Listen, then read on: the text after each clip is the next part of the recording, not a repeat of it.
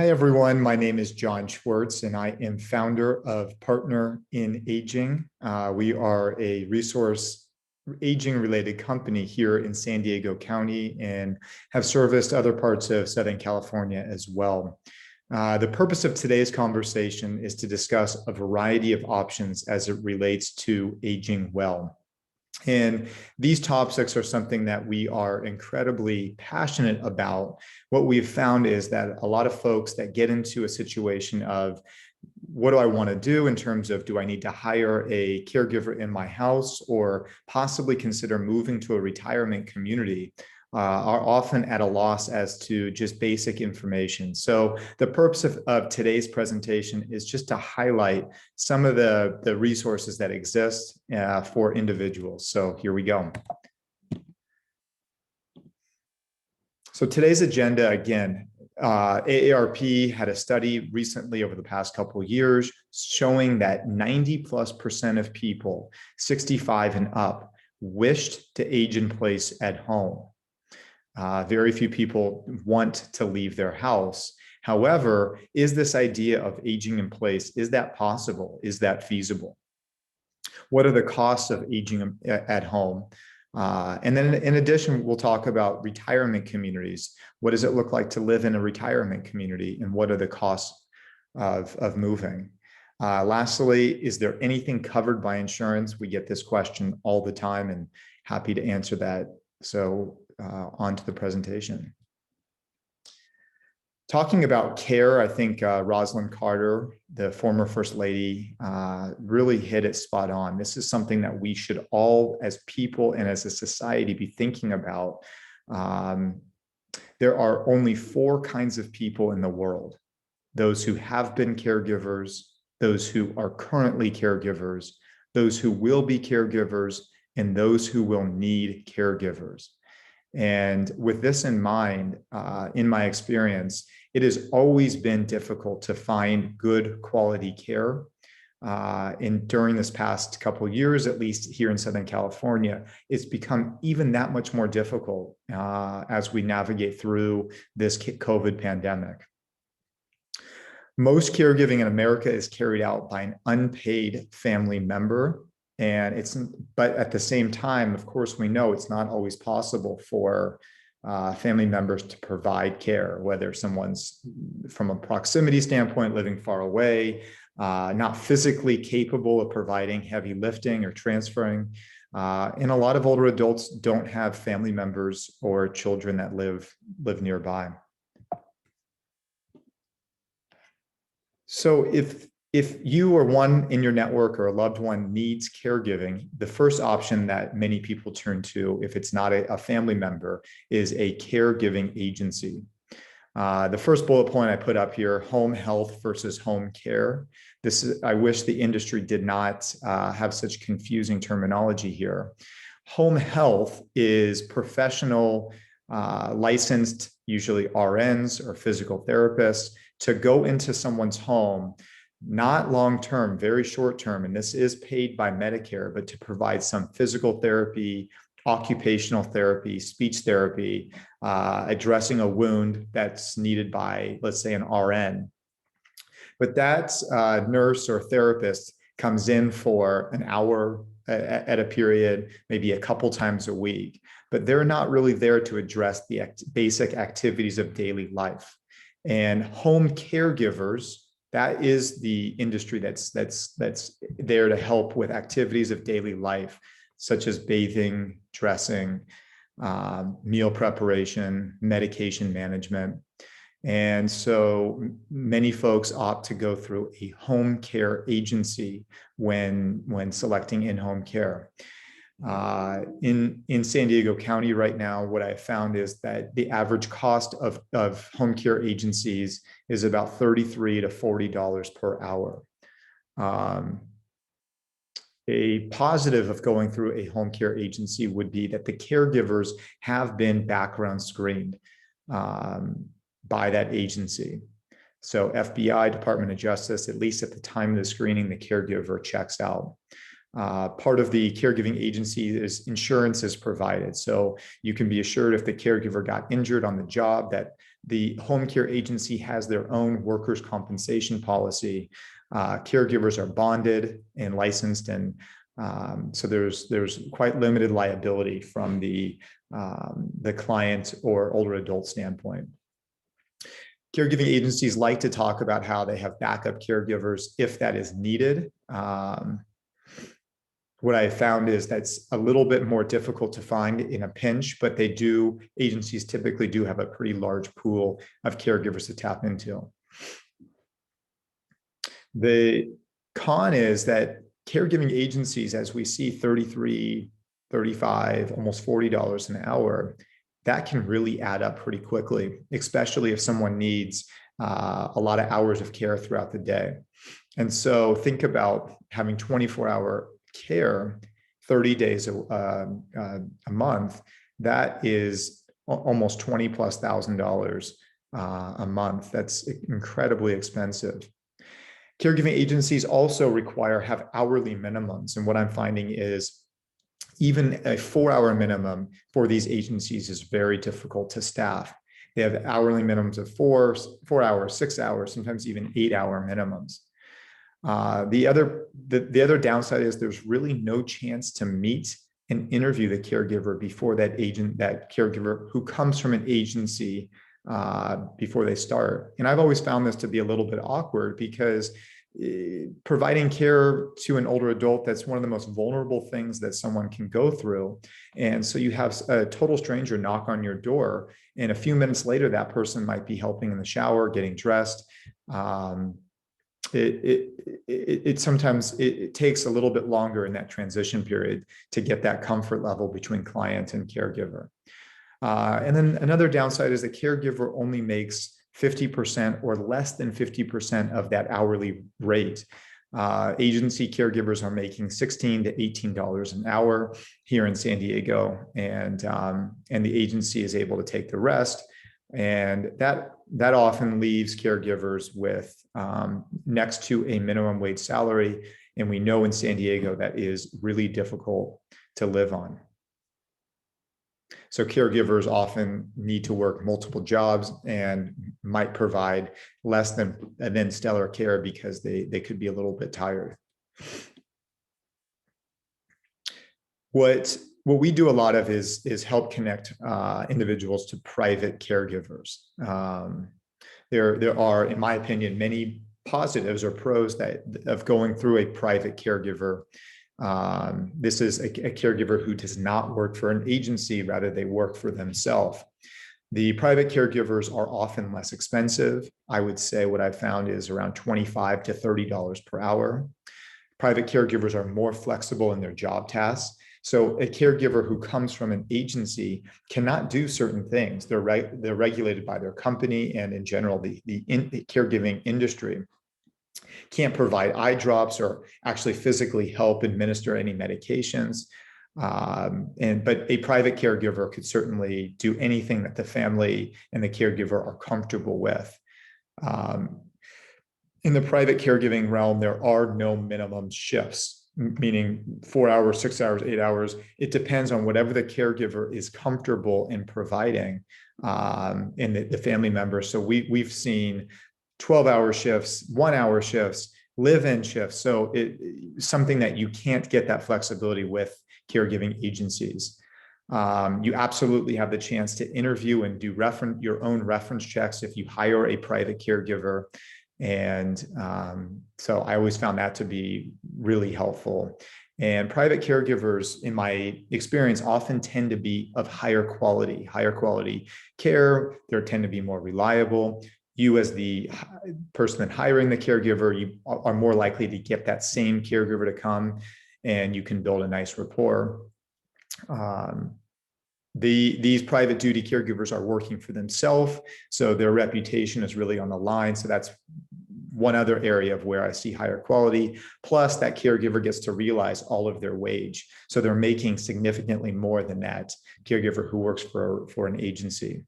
There's certainly some cons, though. There's no insurance or background check unless you, the the senior or family that are issuing that, which is certainly possible, but that would be on your own time. It certainly can be a challenge for last minute call offs. If a caregiver that's private calls last minute, you'll probably want to have a second or third backup option in the terms of private caregivers in case of that call off. It's a bit more complex to have to get long-term care companies to reimburse. That's one issue. Although I've seen many long-term care carriers are totally comfortable in reimbursing to private caregivers. Right. And then one other area, a couple other areas are that workers' compensation is something that you as a hiree would want to, or someone that's hiring a private duty caregiver would want to look into.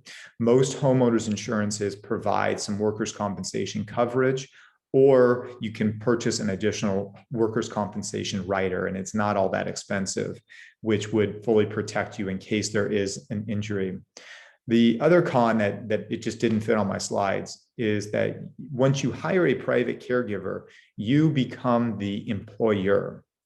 And so there is some risk in doing so in terms of that caregiver becomes your employee. Will you pay that caregiver under the table, which is how most caregivers prefer to get paid? Will you put them on payroll or issue a 1099? So there's some complexity around how to pay. And I would be happy to provide some insider guidance, whatever way you'd like to go. I found this slide to be really important. In the world of caregiving, what we're seeing is there truly are, even today, a shortage of caregivers. It is really difficult to find good quality care. And we know the demographics of older adults are just absolutely surging to a point where I believe in the coming years, we are going to have a tremendous caregiving shortage. Luckily, I think technology will be able to solve some or much of the concern as it relates to a caregiving shortage. And I want to play a video of this robot caregiver called the Labrador and what that might look like. 4 years ago, we began working on a new type of personal robot. We designed it to physically assist people in their daily lives, especially where pain or other health conditions impact their activities. Our mission is to empower individuals to live more independently and to do more of what they want to do. I feel very strongly about living independently and living on my own. I have 3 children who all invite me to be part of their lives, but I don't want to be dependent on them. And so anything that I can find that will help me do that is really, really valuable to my quality of life.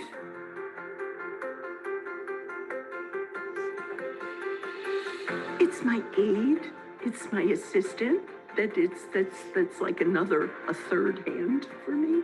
In my mind, I'm still 23, but my body isn't. And the robot lightens the load for me and allows me the time and the energy to do the things that are really still very important for me to explore. I still have a lot to do.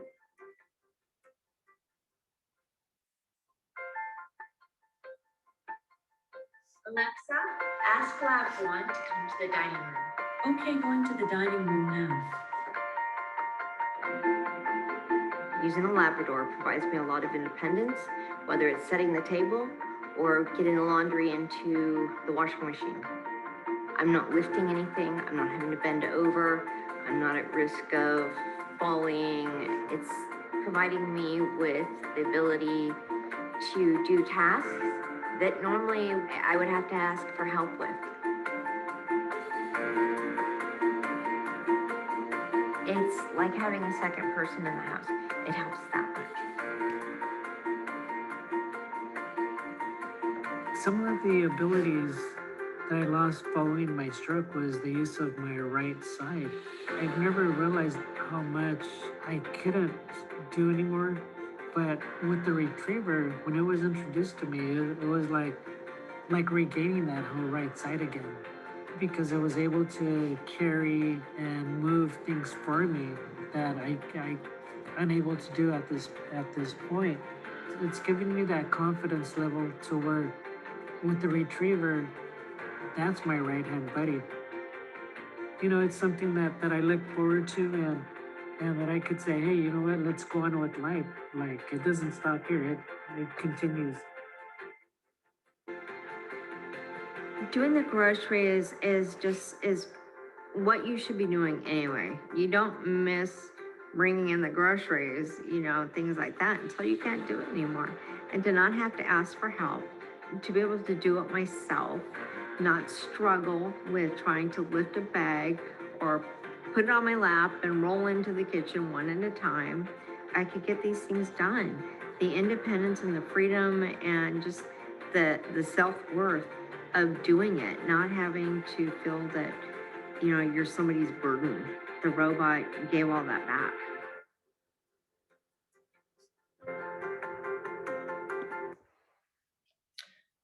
I just find this so neat. And I think in the coming years, we're going to see some incredible technologies to help keep people safe and at home in terms of robotics and just so many other smart sensors and technologies. We could go on forever with this. Maybe it's a future video. But with that being said, that's kind of the aging in place model. Now we'll look at retirement communities. 4 years ago. And here's another video that I have for you that talks about the perception of retirement communities. And this was a scene from the movie in the 1990s, Happy Gilmore. And sadly, this is what I think many people still view as what a retirement community, in a sense, could be. Just stay here and have some fun. I will do. Don't worry. Oh, pardon me, but it's nap time. All right, nap, that sounds nice. You go. I love you. I love you too, darling. Okay, bye. Goodbye. Hey, buddy, I want you to do me a favor. You see that lady? She's very important to me, okay? So I want you to take extra special care of her. You know what I'm talking about, Ed? I can't accept that. I'll tell you what I can do. I can take extra special care of that young lady over there for nothing. I appreciate that. Have a nice afternoon. Sir, could I trouble you for a glass of warm milk? It helps put me to sleep. You could trouble me for a warm glass of shut the hell up. Now you will go to sleep, or I will put you to sleep. Check out the name tag. You're in my world now, Grandma. Oh, dear. Stop yapping your trap for a second. I can tell you. The price is $200 per quilt. Yeah, well, this is handmade quality shit we're talking here. Yes, well, when do you need them by? All right. Good doing business with you. Okay, listen up, everybody. Turn up your volumes. Announcement. I got good news. We're extending arts and crafts time by 4 hours today. My fingers hurt. What's that? My fingers hurt. Oh, well, now your back's gonna hurt because you just pulled landscaping duty. Anybody else's fingers hurt? I didn't think so. I'm so glad to see you. I'm glad to see you too, Grandma. I've been thinking about you all the time. Looks like everybody's having fun here, huh? The professional golfers tour. That's lovely, dude. Yeah, it is lovely. So that was pretty much the essence of the video. What very sad, but in my experience, is not the reality of many of these retirement communities. These tend to be very nice places, but they can be a little bit complicated in their structure. And so I'll go over definitely the ins and outs of what all of these places look like. There are some communities that are what are called continuing care retirement communities, where I put on the first bullet point, buy-in communities. Buy-in communities typically have a significant down payment. So here in San Diego County, these down payments can be $200,000+ all the way up to $1 million, $2 million+ dollars. It's pretty remarkable. These continuing care retirement communities come with no ownership. But so you ask, why might someone opt to move into one of these communities? The continuing care model tends to be pretty high-end and luxurious. That's number one. Two is it serves as a cost mitigator. So there is, in addition to that $200,000, $300,000, $800,000, million plus dollar buy-in fee, there is also a monthly rental cost. And you got to move in, you have to move in as an independent living person to take advantage of this model. So that monthly rental cost, one of the facets of that down payment is that it serves as a cost mitigator as more care might be needed. So someone moves in as an independent person, let's say, and is paying about $6,000 a month, but all of a sudden that person has an assisted living need or a cognition need where they need to move to the assisted living wing or the dementia wing of the community. Their monthly rate does not skyrocket and balloon like it would in a standard retirement community. So it serves as somewhat of a long-term care insurance plan for people that they know that their monthly rates won't explode. These continuing care retirement communities, they do offer, there's no ownership that's included. Often it's a significant portion to almost all of that initial buy-in fee is not reimbursed when that person ends up moving out. But usually a small portion is and can be reimbursed. These are interesting models. People that live there tend to be pretty happy. One of the downsides that I also see in that is when the community tells you, okay, you need assisted care, okay, you need memory care, you really don't have a choice, and you have to go because financially they have such leverage over that resident. The most standard type of retirement communities come from the model that's a month-to-month 30-day rental. And like I mentioned, these are the most common. There's often a very small community fee compared to that buy-in or CCRC model, which comes, I don't know, $1,000, $3,000, $5,000 as a one-time community fee. And the benefit here is you're really not locked in. You can leave at any moment.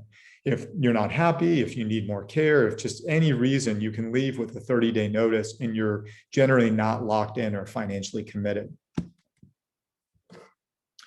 So we often hear of all these different options as it relates to retirement communities: independent living, assisted living, memory care. So I'll kind of go over what each one means.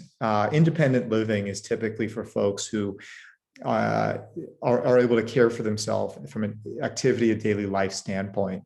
Maybe someone wants more social opportunities and structured activities. Maybe someone is sick of managing their own home and all the maintenance that goes into that. Maybe one is no longer driving, so they could take advantage of the community transportation that's offered. But independent living is for folks who do not need any care. But what's included in this monthly rate, which ranges from what I've seen around $2,500 to about $10,000 plus here in the county,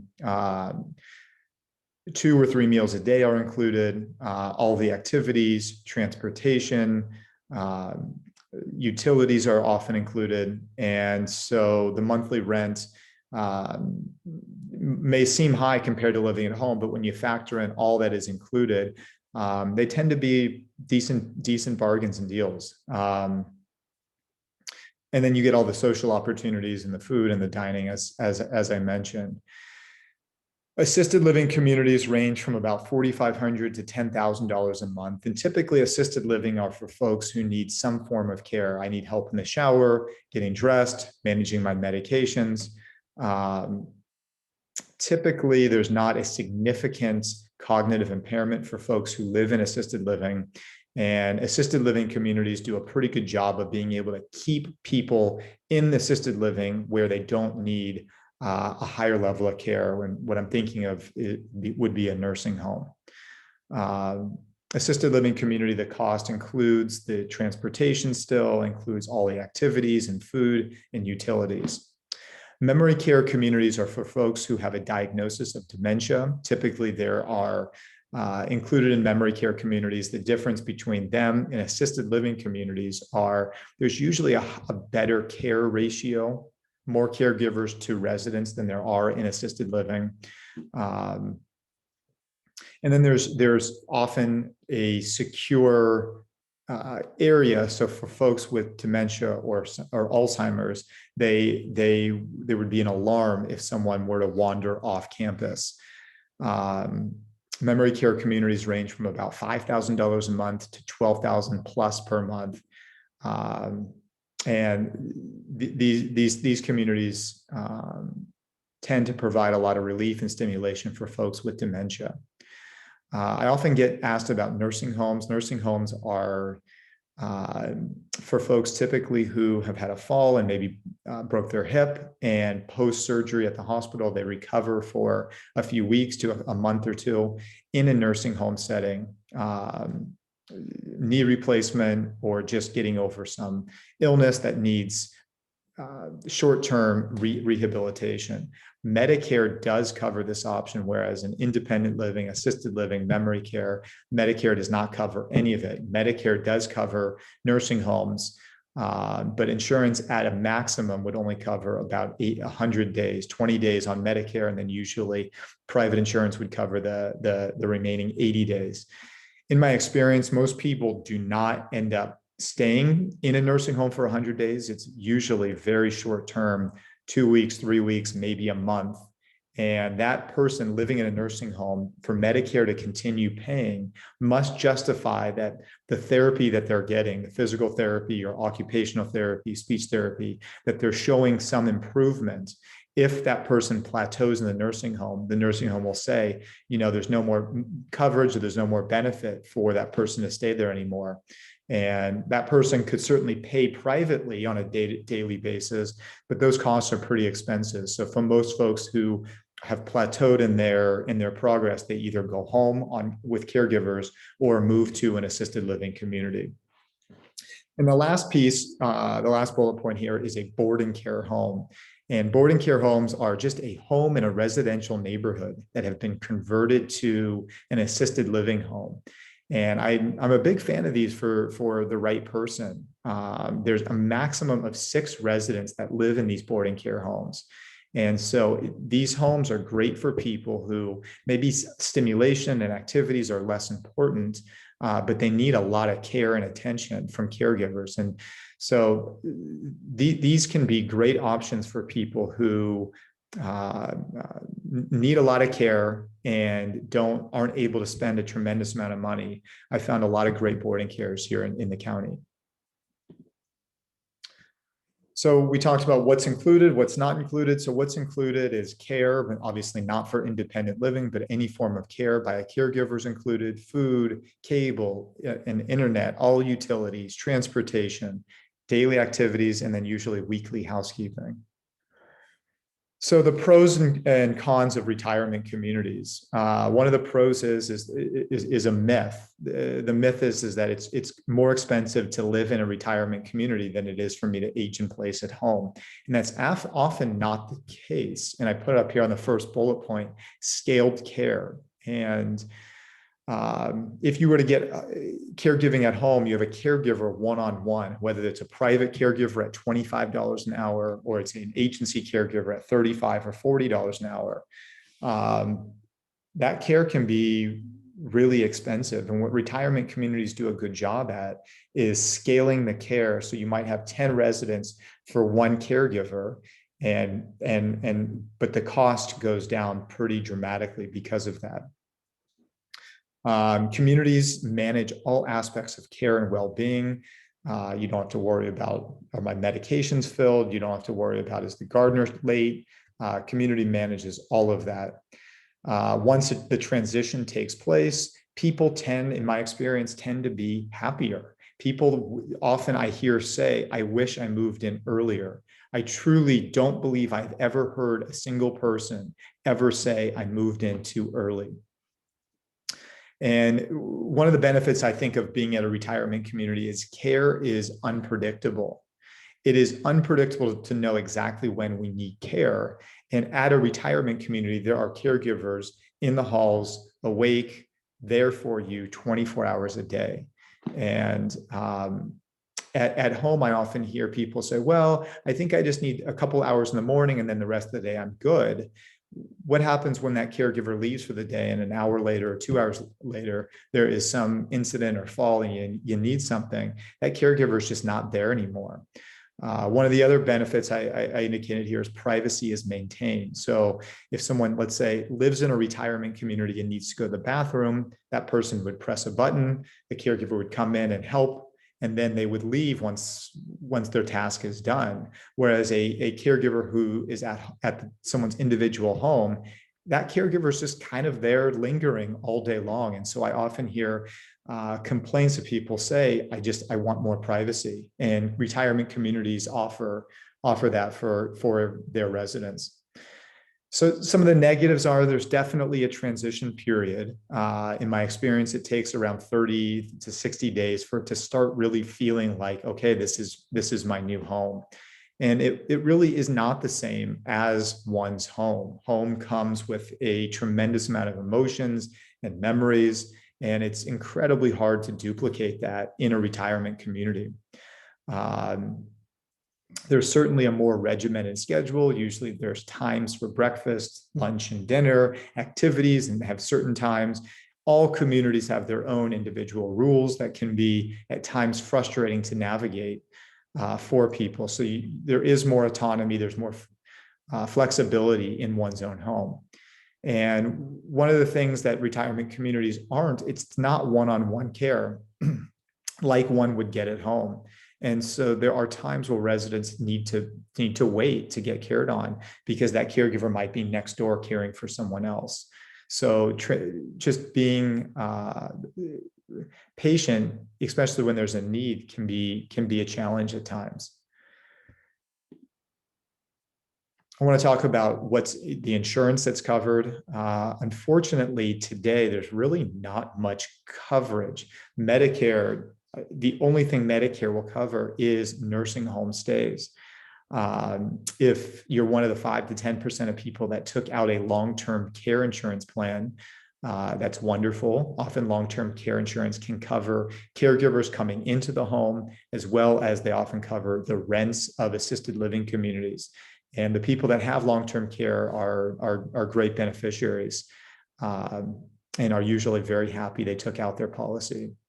But for the 90 to 95% of folks that don't have a long-term care policy, all of this stuff is private pay.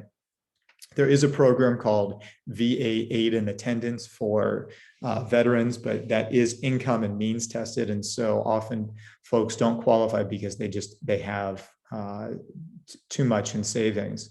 But if you have any questions on, do I qualify? Does my spouse qualify for any VA Aid and Attendance? I'd be happy to discuss that with you. And then for folks who are low income, have less than $2,000 of assets, they can qualify for state medical coverage called Medi-Cal here in California. And I put in parentheses IHSS, which is in-home supportive services. You can have caregivers come to the home, and it's a county paid caregiving program. And then there's also programs for folks on Medi-Cal to go into nursing homes as well as assisted living communities. But the options are quite limited for folks that are on Medi-Cal. My company, as I mentioned at the very beginning, is called Partner in Aging, and we help in a variety of different ways. We help families, number one, connect to outstanding independent caregivers, as well as personal assistants. In terms of independent caregivers, again, these are independent from our company, but they are within our network. And so often we'll get calls from families saying, help, I need X, Y, or Z, and then we can get that right fit, recommend that certain caregiver to a family, and that family can interview. And if for some reason the caregiver needs more hours or is unavailable one day, we often can find additional support. And then in addition, as I mentioned, we have personal assistants. What I found is that many older adults, they don't need help in the shower, help getting dressed. They more so need an assistant to help coordinate their doctor's appointments or provide transportation or make sure they have the right groceries. And so, or help paying bills and computer work, organization help. And this works the exact same way as our independent caregivers. We help people find the right retirement community. So for folks that are interested or considering moving to a retirement community, we truly know all of the communities in San Diego County and majority in Southern California. The large continuing care retirement community down to the month-to-month rental, and then as well as the boarding care homes. We can assist in a downsize. We own a sister company called Senior Move Masters, which can help an older adult pack up their home, move, and then unpack in their new, typically a retirement community. And I'm such a big advocate of this service. I think it's one of the biggest obstacles of an older adult not leaving their home as they look around their house and think, oh my God, I'm 80 years old, I'm 90 years old. How am I possibly physically going to pack up my home, decide what to take with me? It is so overwhelming to move down to a 1-bedroom apartment or 2-bedroom apartment. You know what, this is just too much, I'm gonna stay here. And our move management company can really do a great job in helping individuals make this such a manageable process.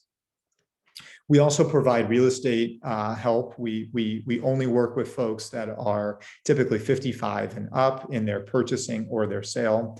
And we have several agents that specialize in the senior real estate world. When someone chooses to list their home with our brokerage, we offer substantial discounts to 100% pay all of the move related costs and the packing, the moving, the unpacking. So we really try and make our company a one-stop shop for folks and offer nice discounts along the way.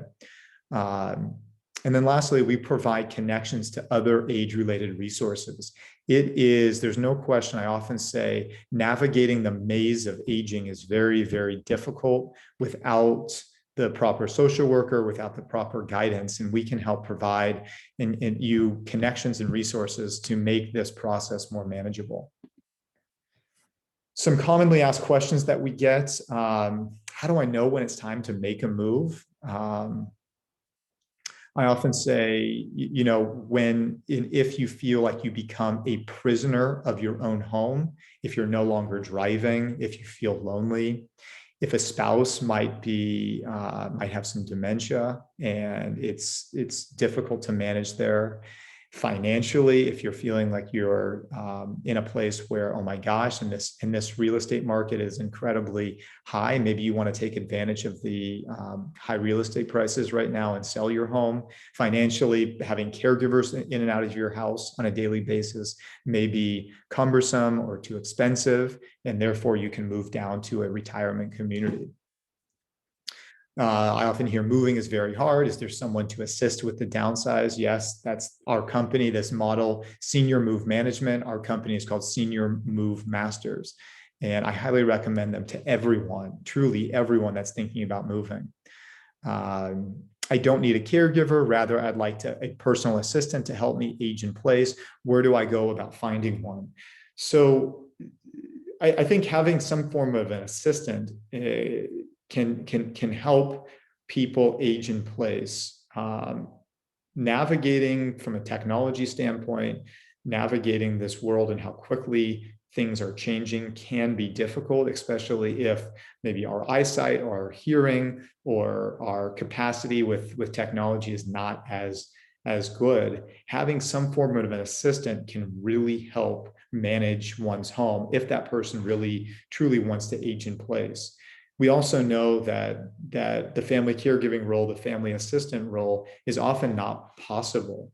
We have a shortage of adult children that are able to help their aging parents, not from a caregiving standpoint, but just from a home management standpoint. And so these assistants can somewhat act like or serve as an adult child that lives in the area. And we can absolutely help find someone terrific for people. So that's the presentation. Here's again, my contact information, my phone number, my email address, the website, and I hope you learned something here and look forward to being in touch. Bye-bye.